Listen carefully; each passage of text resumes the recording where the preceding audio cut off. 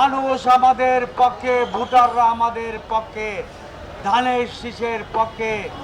আমরা তাদেরকে সুসংগঠিত করে 12 তারিখে রিজাল্ট গণনা শেষ করা পর্যন্ত আমরা সকলে ভোট কেন্দ্রে থাকব।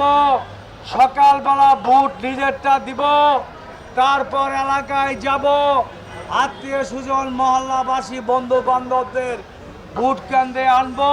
বিকালবেলা রেজাল্ট না নিয়ে কেউ ভোট কেন্দ্র থেকে বের হবেন না।